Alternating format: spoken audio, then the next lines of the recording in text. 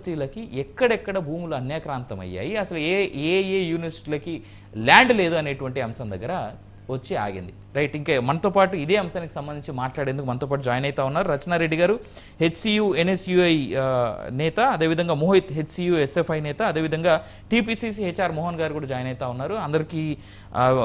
అందరితో మాట్లాడే కంటే ముందు రచనారెడ్డి గారితో మాట్లాడదాం. రచనారెడ్డి గారు, good evening. Good evening. Already చాలా వర్సిటీలకు సంబంధించి నేను చెప్పేశాను ఈ సందర్భంలో.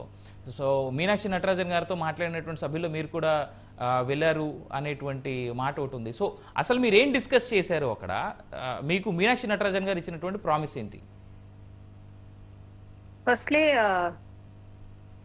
ఎన్ఎస్యుఐ హెచ్సియుని, ఎందుకంటే కాంగ్రెస్ పార్టీ యొక్క విద్యార్థి విభాగమైన ఎన్ఎస్యుఐని ఫస్ట్ స్టూడెంట్స్ గా మేము అక్కడ ఉంటాం, మా ఆర్గనైజేషన్ అక్కడ ఉంటది కాబట్టి మా యొక్క అభిప్రాయాలు వేరే వాళ్ళని కలిసే ముందు కాంగ్రెస్ పార్టీగా తన ఒక రెస్పాన్సిబిలిటీ ఫీల్ అయ్యి ఫస్ట్ ఎన్ఎస్యుఐ హెచ్సియుని గాంధీ భవన్ కి పిలుచుకొని విద్యార్థులుగా మీరు ఆర్గనైజేషన్ గా లోపల ఫేస్ చేసే కాన్సిక్వెన్సెస్ ఏమున్నాయో అవన్నీ కూడా తెలుసుకున్నారు. ఇప్పుడు మేము కూడా హెచ్సియు విద్యార్థులం కాబట్టి అక్కడ పిల్లలు నిజంగా ఏం ఫీల్ అవుతున్నారు, ఏ సెంటిమెంట్ తోటి ఉన్నారు, ఏ ఎమోషన్ తోటి ఉన్నారు అనేది తెలియజేయడం జరిగింది. ముఖ్యంగా పిల్లల మీద ఏదైతే ఎఫ్ఐఆర్స్ జారీ చేయాయో, ఇంకా ఇద్దరు కస్టడీలో ఉన్నారో వాళ్ళని వెంటనే విడుదల చేయాలనేది, ఈ ఎఫ్ఐఆర్స్ అన్ని కూడా క్వాష్ చేసేయాలనేది మా ముఖ్య డిమాండ్ ఉండింది.